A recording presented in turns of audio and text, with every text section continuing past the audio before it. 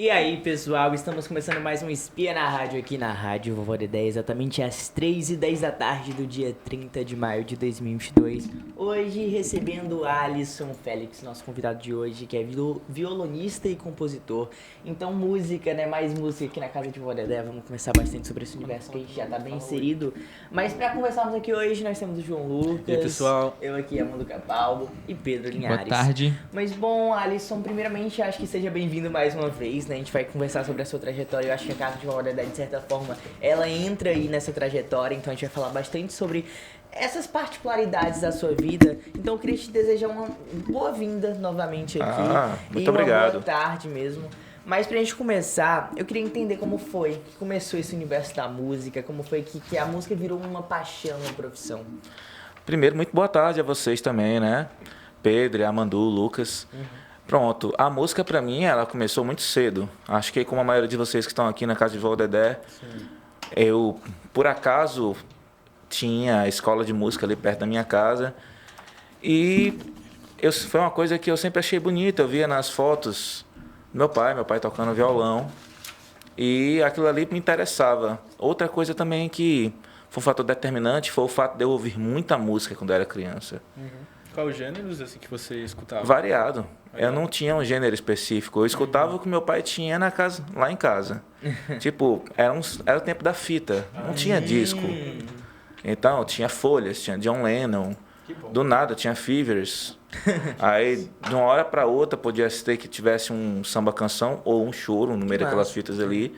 E eu tava ali absorvendo aquilo.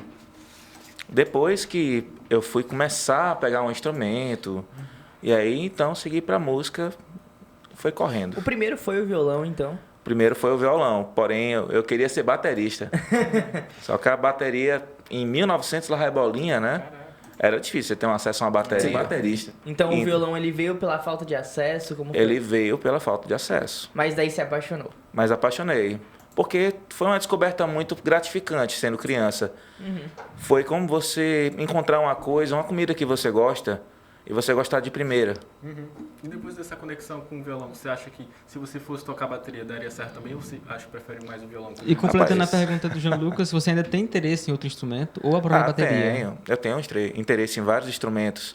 Só que hoje eu me dedico com quase exclusividade ao violão, porque é o meu trabalho principal. Eu trabalho com o violão. Mas eu já atuei como cavaquinista, como bandolinista, já fui guitarrista de bandas por muito tempo também. E esse primeiro contato com o violão, ele foi em qual gênero, qual ritmo ali? Pronto, o primeiro contato que eu me lembro de ter com violão foi com MPB.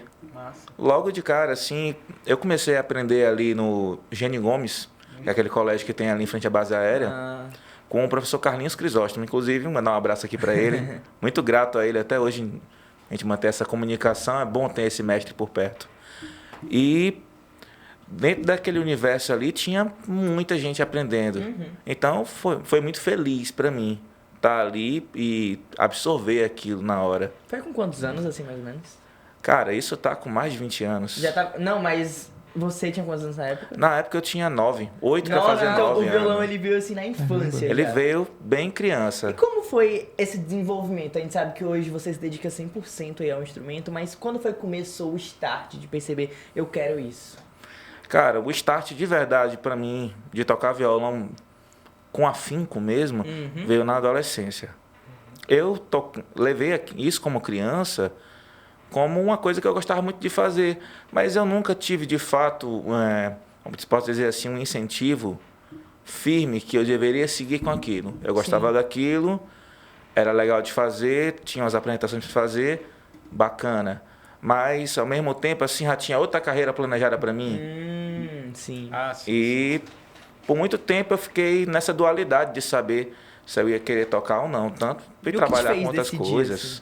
Justamente o fato de ter ido trabalhar com outras coisas.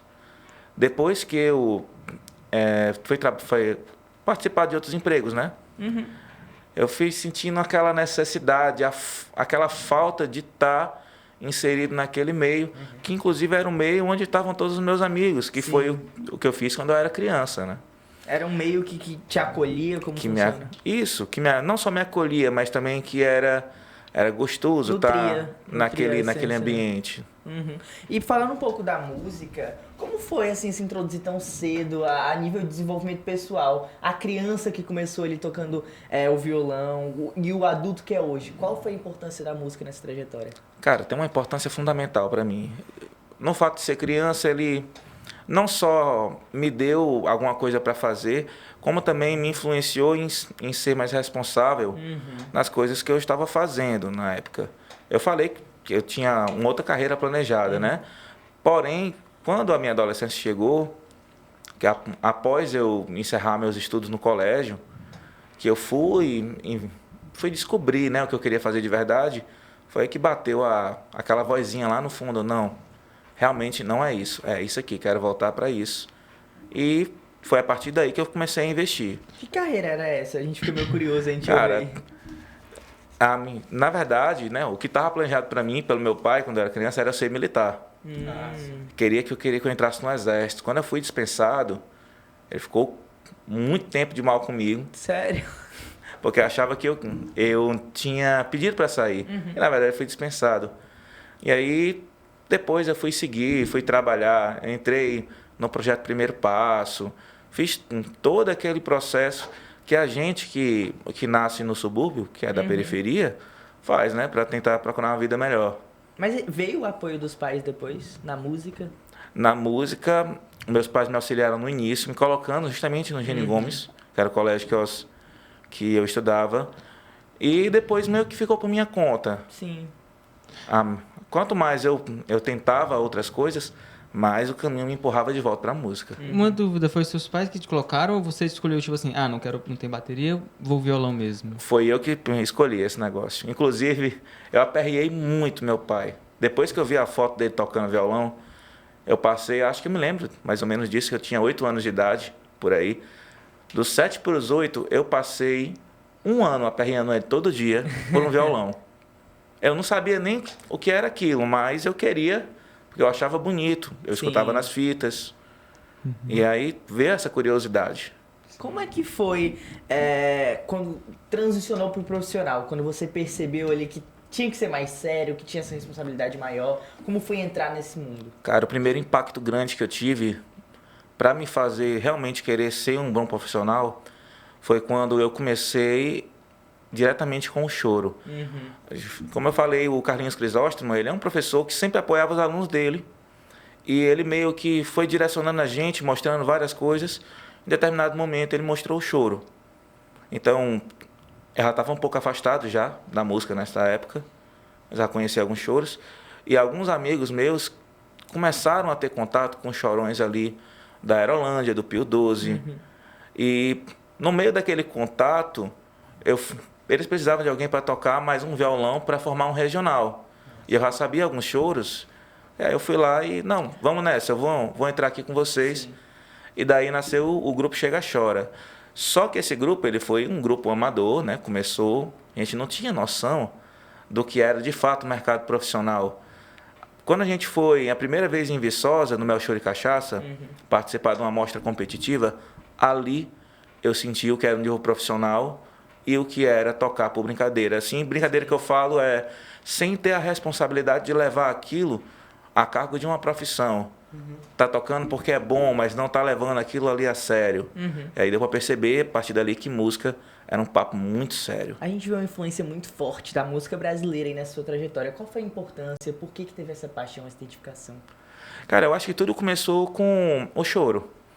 Apesar de, nessas aulas que eu fazia criança, tá com a galera, tá aprendendo sempre repertórios novos, variados, nacionais, internacionais. Mas o que me pegou mesmo foi tocar choro. Eu lembro que a primeira vez que eu toquei o Delicado, do Valdir Azevedo, no violão, que eu ouvi, eu achei aquilo muito bonito. Eu não entendia por que era bonito, mas eu achei bonito. E pelo choro, né, o choro foi me levando a procurar mais artistas da música brasileira. Ao mesmo tempo, tinha alguns amigos que colecionavam vinil, tipo o Bruno Vasconcelos. Ele foi me passando umas coisas, depois, com os anos de amizade. E aí fui aprendendo também com outras pessoas. Escuta essa música aqui de compositor tal. Escuta essa música aqui do Djavan, por exemplo, né? E aí você vai entrando cada vez mais de cabeça naquilo E aquilo vai virando uma paixão.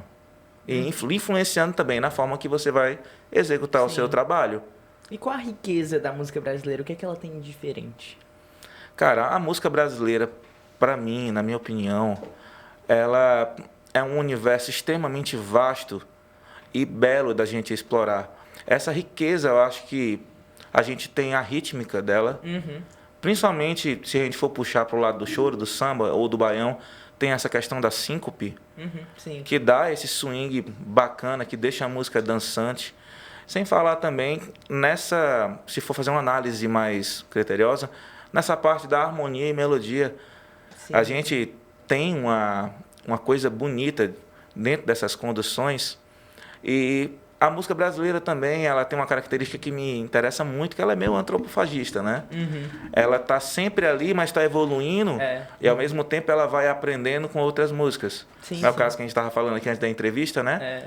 O jeito de tocar do choro também, a gente pode dizer que é um jeito de música brasileira, de se acompanhar algumas coisas. E é legal essa influência também da região, da vida de quem tá fazendo a música. A gente vê uma música regional muito forte aqui no Brasil, aqui no Nordeste, no Sul, enfim, no Brasil em geral. E é uma música de quem faz a música, não é aquela coisa da influência exterior, é uma coisa de quem tá ali na labuta mesmo. Isso é muito interessante e a partir disso a gente tem uma consolidação muito forte dessa música regional nordestina, cearense. Conta um pouco pra gente dessa música, desse cenário do Ceará. Cara, o cenário do Ceará, eu acho um dos mais ricos hoje em dia. A gente tem músicos excelentes aqui, que, se eu for dizer nomes aqui, eu vou passar a entrevista todinha falando nome de um por um.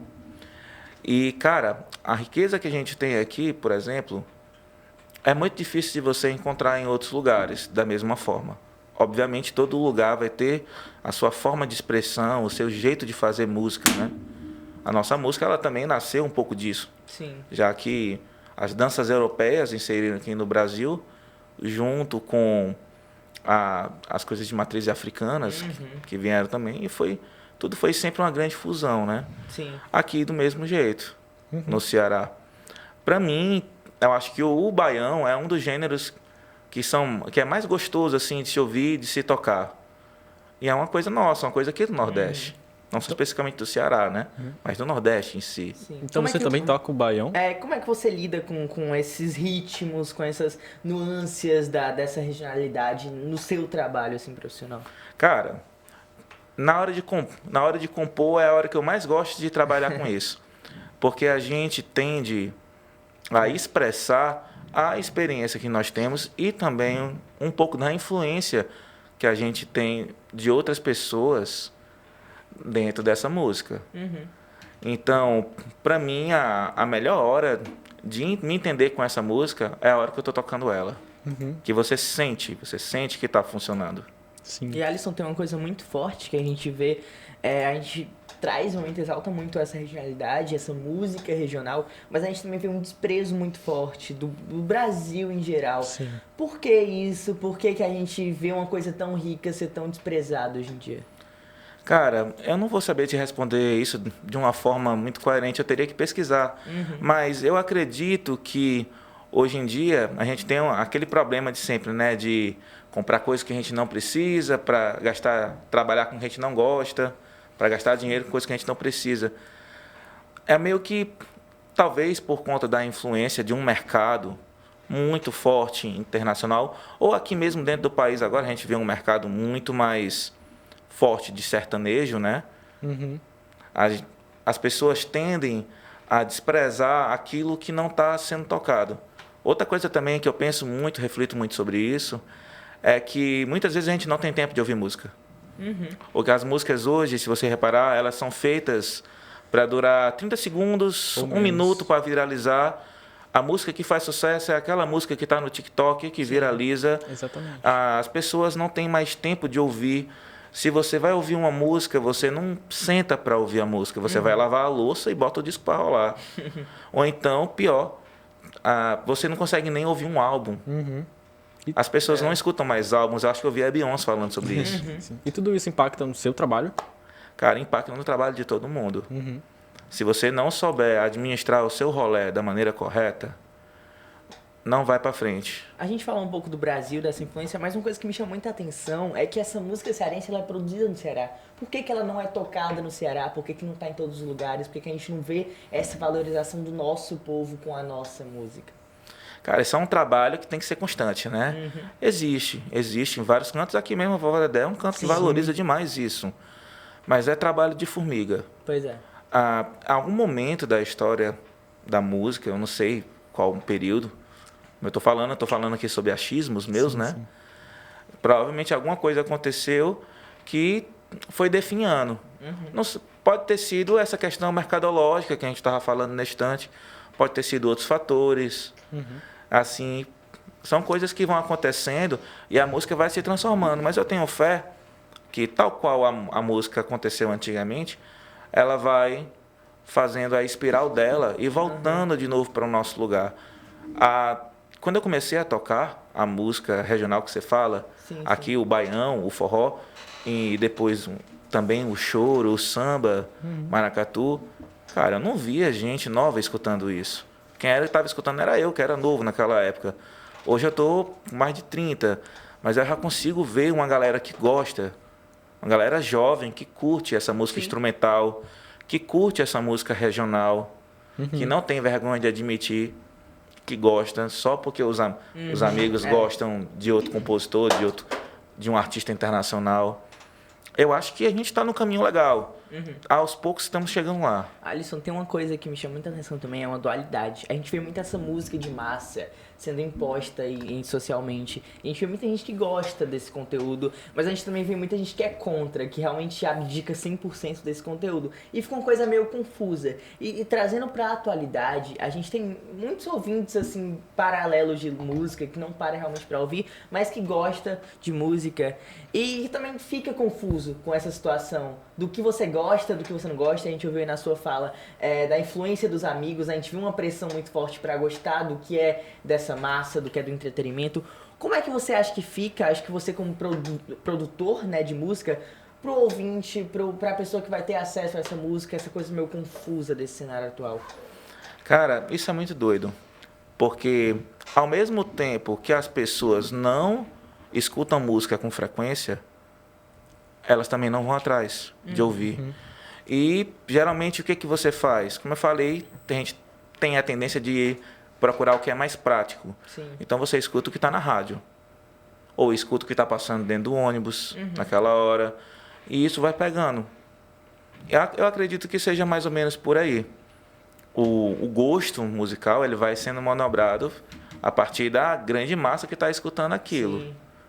A gente também tem uma coisa muito forte, que é o fato de ter muito conteúdo. Eu acho que isso atrapalha um pouco o acesso, até mesmo de quem quer acessar. Tem tanta coisa que a gente se perde em tanta coisa. Como é que a gente pode mudar isso? Como é que a gente pode ir certeiro, achar o que a gente gosta e, enfim, estar num ambiente confortável quando se fala de música? Com relação à música, é bem complicado, porque, como eu falei, e você está dizendo também, é um universo tão vasto, tem tanta coisa que você fica em dúvida, poxa, como é que eu vou descobrir se eu gosto disso aqui ou não? Infelizmente só tem um jeito, você vai ter que ir experimentando. Mas o que eu acho principal, assim, é estar perto também de pessoas que gostam daquele tipo de música. Como eu falei, fez muito parte da minha formação, ter pessoas próximas de mim, tive muita sorte dentro desse aspecto, que me mostraram grandes compositores, que hoje eu também sou fã, que me influenciam no que eu faço. E a partir daí eu ter uma ideia e uma coragem de pesquisar mais coisas sobre isso. E aí descobrir meus próprios gostos através do meu esforço.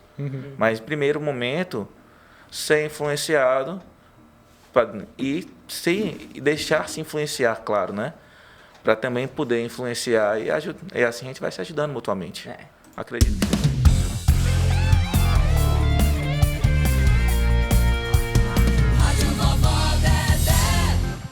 Bom, gente, voltamos aqui falando um pouco sobre os programas que são desenvolvidos aqui pelo Núcleo de Audiovisual da Casa de Vó Dedé, pela televisão, a rádio que a gente vem produzindo aqui. E é muito interessante porque vai cair no Alisson Félix. Bom, pra começar, a gente tem vários programas aqui, a gente faz um núcleo assim, de música, de entrevistas, artes, muito, muito legal. Aqui ele é autor garrafa. E falando nisso, ele alto aqui também produz muita coisa. A gente tem o Espia aqui, que ele tá aí nas reportagens. A gente tem o Brasil Encanto, que eu tô lá apresentando. Tem o Acorda, que é um programa de entrevistas com a Milton. Temos os Sons da Casa. Enfim, só pra citar alguns dos programas que tem de segunda a domingo. A gente tem um por dia. Exatamente, E a gente inclusive. também tem vários outros, que é o que eu ia cair agora no Alisson, que é o Revelarte. A gente tem... Brasil Encanto. A gente tem esses projetos também meio que, não tão paralelos, mas que estão ali esporadicamente, que eles revelam novos talentos e que você já participou. E é isso que a gente estava aqui conversando um pouco antes, era dessas participações suas na casa de Vovó Dedé. Eu acho que você já participou, né, do Revelarte como um instrumental. E a gente vai conversar sobre isso ao longo da conversa. Só uma coisa assim, antes da gente continuar a conversa, que você citou o Espia, que inclusive saiu ontem, né? Outra edição. Hoje é Ontem, segunda, domingo. né? Então ontem, domingo, já saiu. Tá lá no canal da TVDD no YouTube, é só acessar e conferir. Então é isso, a gente vai conversando um pouco mais sobre esses programas, sobre esse desenvolvimento do audiovisual na casa de Vovó Dedé. Mas esse momento é para chamar o pessoal que está assistindo para ir lá no canal do YouTube da TVDD, conhecer um pouco esse trabalho que eu ensino com tanto amor, com tanto carinho, dedicação, responsabilidade e com uma qualidade muito grande. Mas voltando um pouco aqui à conversa, a gente estava falando de música, a gente estava falando dessas influências, da importância de ter essas amizades, de ter esse público próximo. E você teve, né? Você teve seus pais, que eu acho que teve uma influência muito forte nesse seu mundo musical. Mas hoje em dia, a gente tem uma dificuldade muito grande e tem muitos artistas. Eu acho que falando um pouco do meio da composição do Alisson, conta um pouco como tá o cenário da composição no Brasil, como é que a gente vem enxergando essas novas performances, novos artistas que estão chegando. Cara, todo dia que eu abro qualquer aplicativo desse de streaming de música, eu acabo encontrando um artista novo. E geralmente é um cara muito bom. Cara, no Brasil não param de surgir gente boa. E não é que eles estejam surgindo agora, eles já estão aí. Sim. A visibilidade é que está começando a chegar depois de muito trabalho duro. Mas aqui, pelo menos nessa questão musical, tem grandes mestres que a gente costuma admirar, né? Que influenciam diretamente no nosso trabalho. Então, já está todo mundo lá. O negócio é eles alcançarem um pouco de mídia para poder mostrarem um pouco do seu trabalho também. Como é que você utiliza essa mídia hoje em dia?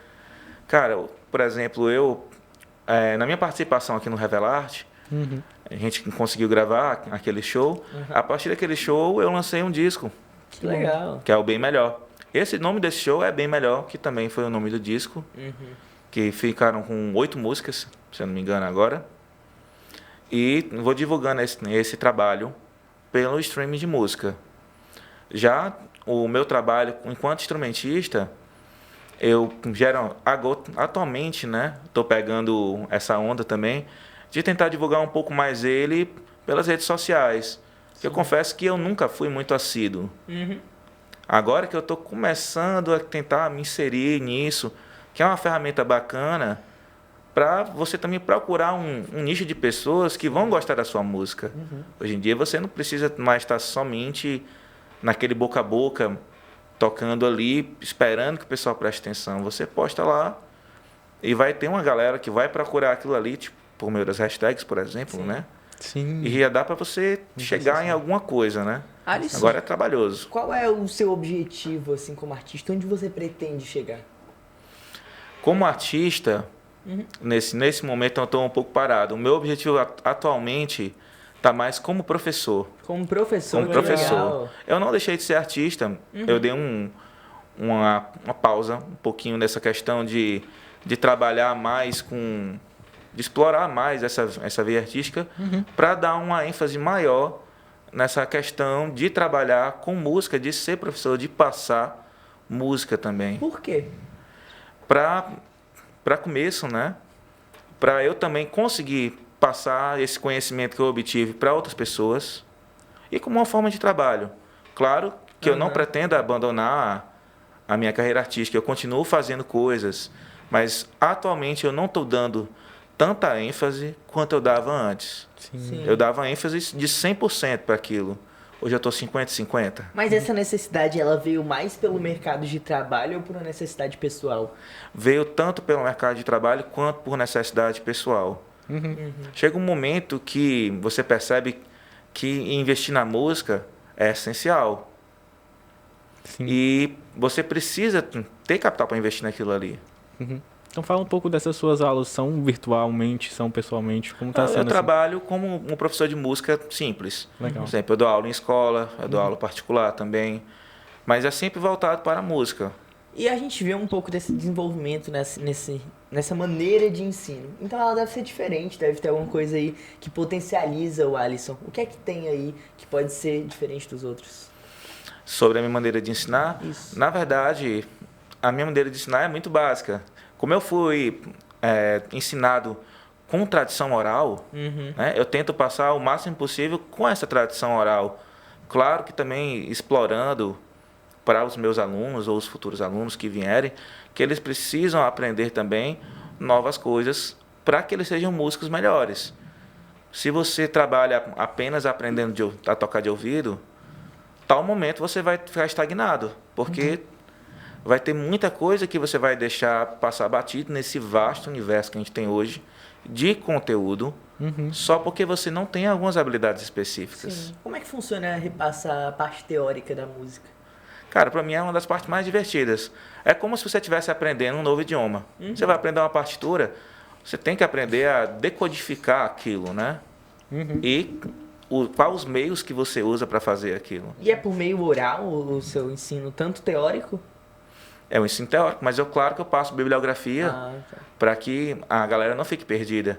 Imagina Como é que só, vem sendo a aceitação assim do público? tem vários alunos que gostam muito dessa ideia, outros nem tanto, mas isso varia muito entre aluno e aluno. Geralmente os alunos que me procuram são pessoas que querem se inserir nessa parte da música instrumental. Sim. E você tem Então. uma veia muito forte da composição, que eu acho que ajuda muito essa parte teórica, esse conhecimento, essa coisa harmônica e melódica, é Sim. muito forte. Muitos dos seus alunos, eles vêm com essa intenção de aprender essa parte? Ou não? Sim, muitos vêm. Eu diria, inclusive, que dar aula me fez um músico melhor. Ele melhorou tanto a minha capacidade de compreender a música em si, quanto também melhorou questões técnicas, que eu achava que eu não conseguiria melhorar. Porque, no final das contas, quando você dá aula, você está ensinando, mas você está, ao mesmo tempo, aprendendo também. Mesmo que você esteja aprendendo uma coisa nova só para poder ensinar. Mas tem muitas vezes que o aluno vai devolver aquilo para você e é uma generosidade muito grande quando isso acontece. Como é ver essa devolução do que você fez, ver uma ascensão do aluno, ele crescendo? É muito gratificante para mim. Muito gratificante ver alunos meus se desenvolvendo com muita coragem. Porque hoje em dia, para você trabalhar com música, né, você está inserido no universo musical, demanda muito esforço, muita coragem sua. É uma profissão que puxa muito de você. Que, às vezes, para você executar ela bem, você tem que dar um esforço quase 100% para ter aquilo ali legal. E ainda mais comigo, que eu sou muito cri-cri com relação ao que eu vou tocar. Eu acho que tudo tem que estar perfeito. Se não tiver perfeito, eu fico chateado. Isso entra no lado da composição também? Entra demais no lado da E composição. como é que fica? Porque a gente vê muita gente falando que é muito intuitivo, que às vezes o processo só vem. Como é o seu processo de compositor? Cara, composição para mim é repetição. Claro que você vai ter aquela inspiração maravilhosa que a música vai sair quase inteira. Como eu tenho músicas, inclusive uma música do disco que eu lancei, algumas, eu acho que uma ou duas, foram assim, elas vieram como uma bala. Do jeito que a música veio, eu toquei. E aí tá feita a música. É bem abismante assim, a gente ouvir isso, porque eu acho que é a primeira vez que eu ouvi uma resposta tão sincera. Música, composição é repetição. Eu acho que a gente sempre ouvia aquele mesmo discurso da coisa intuitiva, do prazer, da coisa que vem, sabe? Do sentimento, uma coisa mais romântica aí na música. Claro que tem o sentimento, tem aquele estado que você tá, que facilita de você fazer a composição. Mas composição é exercício. Se você quer compor uma música como de primeira, você vai ter que ter feito aquilo milhares de vezes para poder a música sair direitinho. E mesmo assim, mesmo que você componha uma peça, seja para piano, seja para violão, ou seja melodia e harmonia para outra pessoa tocar, de primeira, você vai ter que repetir muito aquilo ainda para poder se firmar. Eu escutei em algum canto que a gente não tem consciência de causa sem repetição. É mais ou menos isso sobre a composição. Como falei também, evidentemente que tem essa questão da sensibilidade, Sim. tem uma questão de sentimento, mas eu acredito que isso vem na hora da composição ou não. Tem composições, por exemplo, que eu senti um carinho muito maior por elas depois de algum tempo, como é a música do disco Bem Melhor. Sim. Massa. Né? A gente tá com violão aqui, eu acho que isso causa uma curiosidade, né, muito forte. Pra gente ouvir um pouco as composições, a gente pode ouvir aqui agora. Claro, sem Vamos problema. lá. No início do papo a gente falou um pouco de gêneros brasileiros, em especial. Eita, gaguejei. O choro. Será que a gente pode ouvir alguma composição sua relacionada ao choro? Tem aí? Tem sim. Deixa eu dar uma afinadinha aqui. Porque violão E ar-condicionado eles. violão é sempre aquela coisa.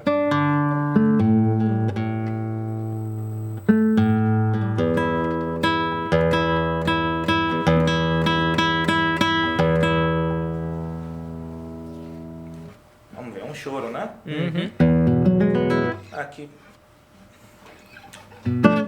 Tem um que é muito legal, que tá no disco também, que é o Corda Sós. Corda Sós. Acho que deve estar em uma das faixas, não sei se é a quarta ou a quinta. Aqui.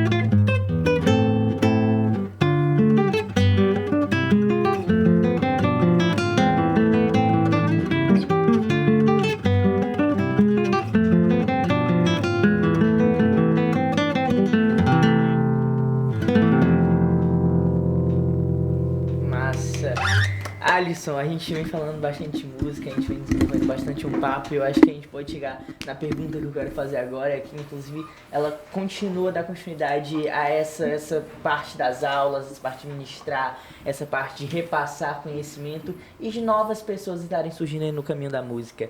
Qual a importância desse novo universo, desse jovem, para fomentar tanto aquilo que a gente começou lá atrás, dessa visibilidade maior para a música regional, para a música brasileira, para dar uma força maior para tudo isso, e também para esses novos artistas que estão chegando, que estão fazendo essa música, tanto de entretenimento quanto a música, enfim, não de massa, a gente pode falar assim. Qual a importância desse jovem nesse universo? Para mim, o jovem é o cara que vai fomentar o futuro da nossa música. Então, assim, ele tem não o dever e nem é obrigado a fazer isso, mas ele tem o potencial de fazer com que essa história musical que a gente vive hoje em dia não seja esquecida. Isso é uma das vertentes, das necessidades que te fez assim querer repassar esse conteúdo, de acreditar no jovem? Também. Eu acredito que, da mesma forma que a gente tem músicos, né? A gente também precisa de professores. Inclusive, foi um professor que fez toda a diferença na minha vida musical. A gente vê também esse trabalho sendo desenvolvido aqui na Casa de Vó Dedé. Eu acho que a gente pode entrar já nesse campo. Como foi que você conheceu, que você começou a andar aqui pelos corredores da casa? Cara, a primeira vez que eu vim aqui na Vovó Dedé foi a convite do Matheus Farias. Eu participei de um recital de flauta que ele estava fazendo aqui. A gente já tocava junto há muitos anos já. E eu executei 2 músicas com ele aqui, se eu não me engano, uma dele. Mas depois eu fiquei bem ausente assim da Casa de Vó Dedé para voltar somente com Revelarte, pelo que eu me lembro. Que foi em? Foi em 2020. 2020. A gente estava já na pandemia, eu acho. Já, a gente estava saindo da primeira onda. Então foi um Revelarte já recluso, né? Sem público, Foi. várias gravações. Como é que foi assim, essa experiência? Cara, foi bem corrido. Porque, tipo, a gente estava num momento muito crítico, né? Nessa questão de saúde. E, apesar dessas composições que foram gravadas no Revelarte já terem sido maturadas há muito tempo, com o Félix Quarteto, na época, a gente não se via fazia um ano. Então, assim, o Revelarte, ele foi conversado no ano de 2019 ainda, se eu não me engano. E, tipo, só foi acontecer no final de 2020. Então, daquele período ali, do fim de 2019 até o Revelarte, eu só fui ver o Félix Quarteto com 1 mês de antecedência para gravar o show, que foi justamente com a flexibilização do isolamento social. A gente conseguiu ter, pelo menos, alguns encontros para gravar esse programa. A gente vê que você ainda não tinha lançado, né, o disco Bem Melhor, ele veio como consequência do Revelarte, foi isso? Foi. O disco ele veio como consequência do Revelarte. Então o que é que teve ali no Revelarte? Qual foi o repertório? Bem, no Revelarte, eu toquei o repertório do show Bem Melhor, que hoje dá nome de disco, né? Que são uma série de composições minhas, que envolvem composições que estão lá no início da minha carreira como compositor, como violonista, mas que tem também um padrão de composição, que é um padrão que eu gosto muito, que é uma harmonia onde você trabalha um acorde, levando ele sempre para o 4º grau. Então, se você for observar as músicas do disco do Bem Melhor, tipo Cor de Nuvem, você vai sempre acabar vendo alguma coisa com esse padrão em algum momento. Legal. Muitas vezes o começo da música. Então, o disco tem essa pegada, assim, é de propósito. É de propósito, para as músicas serem parecidas, terem uma vibe parecida, né? Muito comum.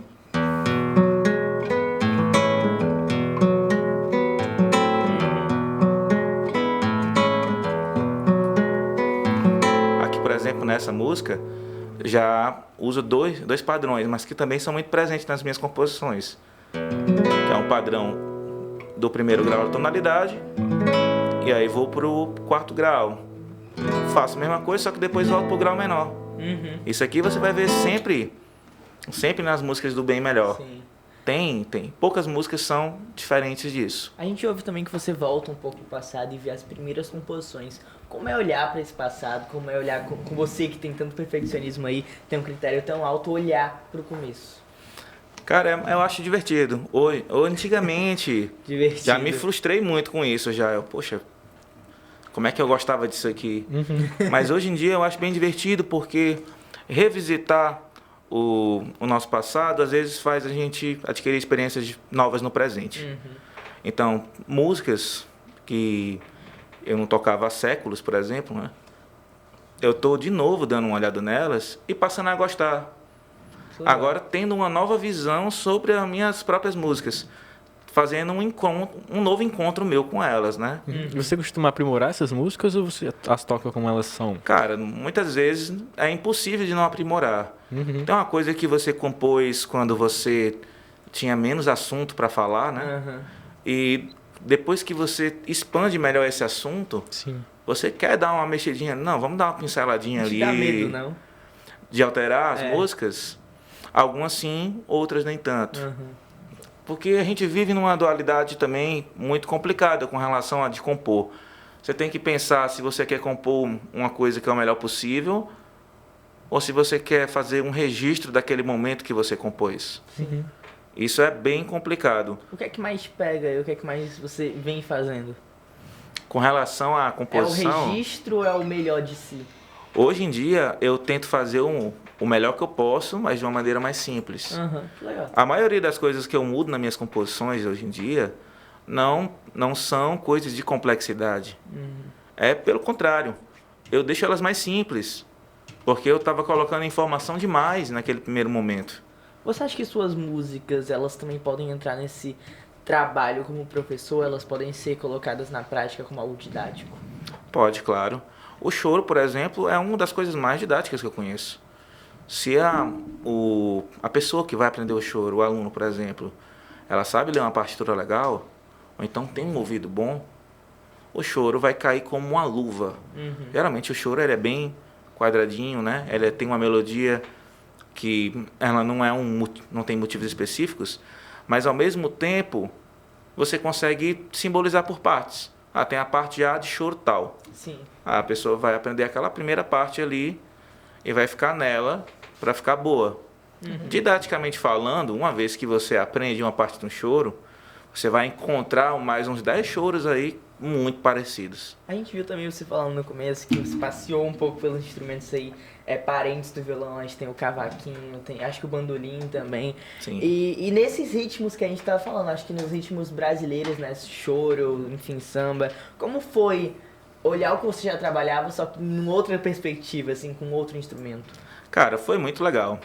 Esses instrumentos que eu fui aprender na época não foi porque eu quis, eu confesso. Foi por pura necessidade de grupo. Então, eu estava num grupo e o grupo tinha necessidade de ter um bandolim. Ninguém estava querendo tocar bandolim. Eu ia lá, eu vou aprender a tocar bandolim e vou tocar. A maioria dos instrumentos que eu aprendi foi para tocar no Chega Chora, que foi meu primeiro grupo de choro. Então, lá eu saí de violonista de 6 cordas para cavaquinista e depois eu migrei para o bandolim para ser solista na época do grupo.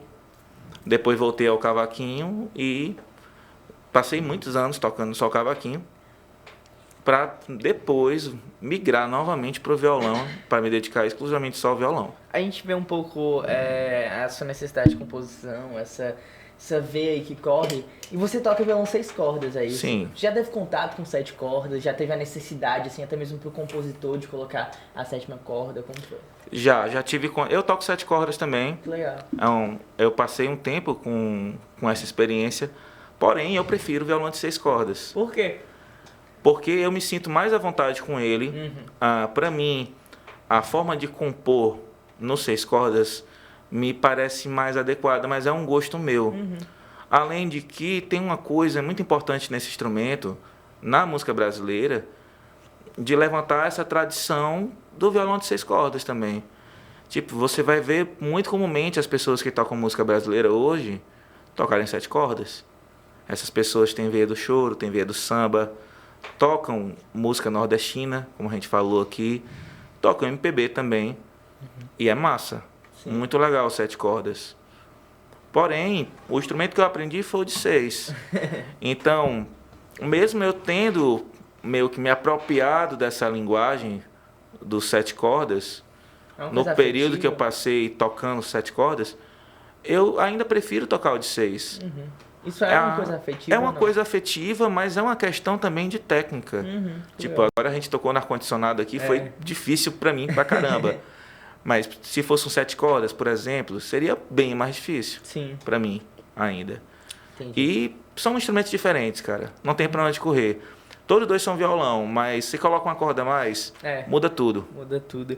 E a gente falou bastante de TV Larte, mas a gente tem conteúdo aqui muito forte. A gente estava inclusive conversando aquela hora sobre os conteúdos produzidos aqui na Casa de Valdedé, por esse núcleo de audiovisual, pelos meninos que foram, enfim, tanto profissionalizados quanto estão trabalhando agora aqui na Casa de Valdedé. Então a gente pode ver um pouco desse projeto, desse vídeo, enfim, dessa música aí. Cor de Nuvem, que foi inclusive que você falou aqui há pouco. Sim, Cor sim. de Nuvem, vamos lá.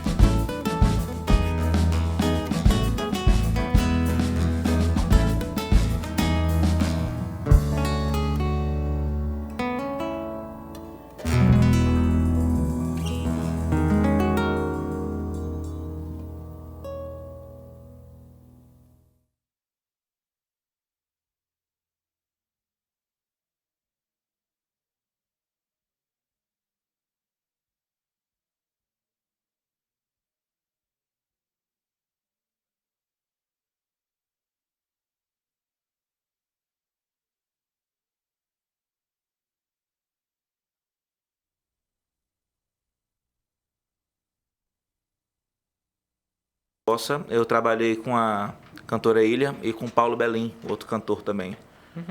Aí, metade da banda desse grupo, quando o projeto se desfez, ficou sem fazer nada. Eu disse, galera, vamos formar um projeto? Tô com as composições aqui, vamos começar a ensaiar. Aí depois entrou um tecladista, o Marco Lino, ficou por algum tempo. Depois, infelizmente, ele saiu e entrou o Christian Rocha no lugar dele. Fala um pouco da formação do grupo, do quarteto. Pronto. O quarteto é formado por mim, pelo baixista Ednar Pinho, o baterista Bruno Vasconcelos e o pianista Christian Rocha. Ambos todos assim, que são músicos excelentes. Tanto o Christian quanto o Ednar também são compositores. Muito bacana o trabalho que eles fazem. Sim. Pedro?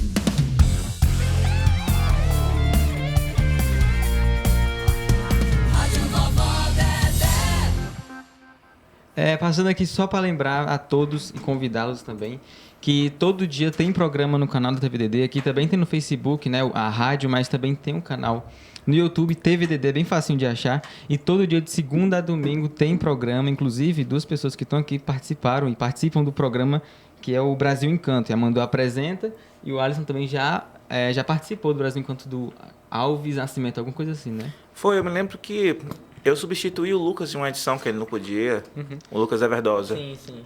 Então, passando para lembrar que hoje à noite, inclusive, sai o Bem Fazer, musical não é amanhã. Hoje é o Bem Fazer, 8 da noite. E lembrar que essa entrevista vai estar no YouTube, acho que amanhã ou depois de amanhã. Bom, a gente estava conversando um pouco sobre esses grupos que você já participou. E eu acho muito legal porque é quase que uma necessidade, sabe, para você esses grupos. Porque isso vem muito da raiz da música, com a necessidade de estar com músicos em conjunto. Carão, o grupo de música é aquele... Acho que é o objeto principal que faz você melhorar enquanto músico. Você pode morrer de estudar sozinho, de praticar as coisas, mas é tocando com um grupo, tocando com outras pessoas, que você aprende o viés principal da música, na minha opinião, que é a comunicação. A música, ela é comunicação, totalmente. Se você não tem essa comunicação, você acaba não sendo um músico tão bom quanto você poderia ser. E tocar no grupo faz com que você adquira isso. Esse entrosamento melhora a sua musicalidade. Não tem pra onde correr. Mesmo ver que você teve que aprender outros instrumentos por meio desse grupo. Exatamente. Uma coisa que me chamou muita atenção é a gente estar falando de um espetáculo sem público. A gente tá numa era ali, em 2020, da pandemia, em que o artista ele teve que se separar do seu ganha-pão ali, que é o público. Como foi esse período ali do Revelarte? Como foi fazer um show sem o público, sem o calor ali, a energia? Cara, é muito esquisito. Até hoje eu ainda acho muito esquisito ainda. Você se apresentar só pra câmera, você não sentir, tipo, que se você tá indo pelo caminho certo ou não. Porque, querendo ou não, quando você tá num show, aquela energia que o público passa pra você contagia. Você pode tocar melhor ou, dependendo de como esteja a situação, pode ser até pior pra você. Mas o público, ele dá aquela sensação de que, poxa, estou fazendo a coisa certa.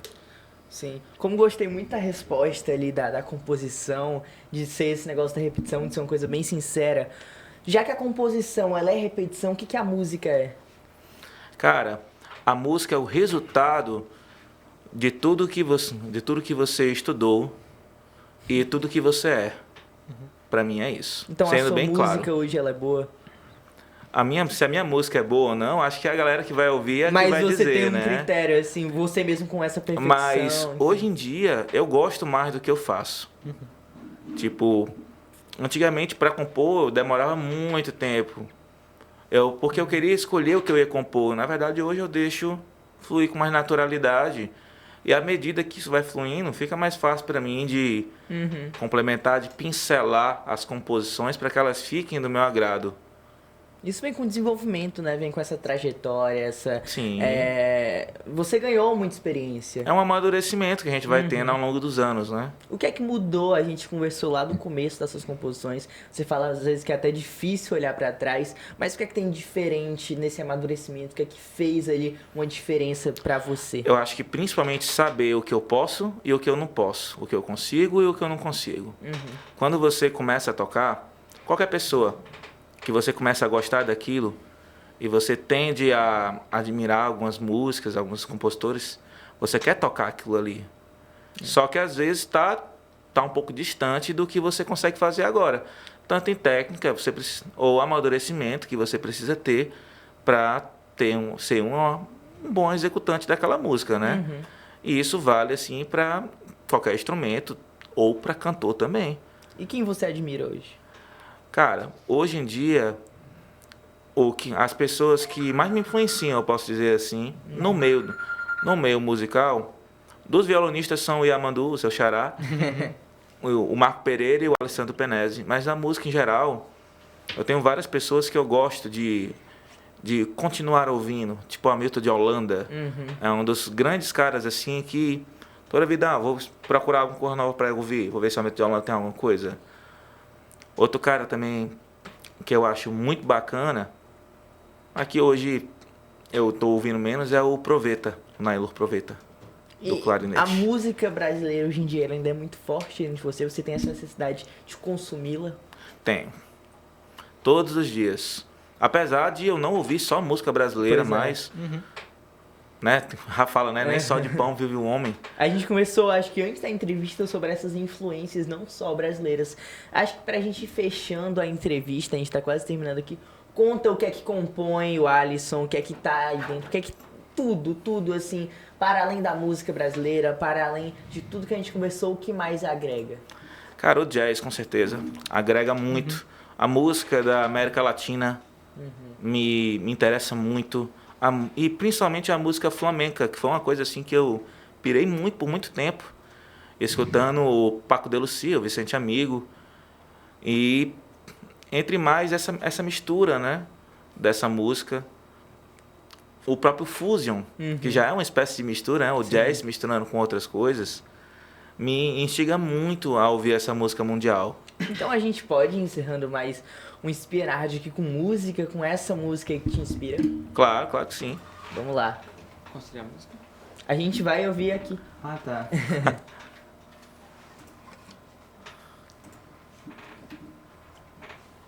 Legal.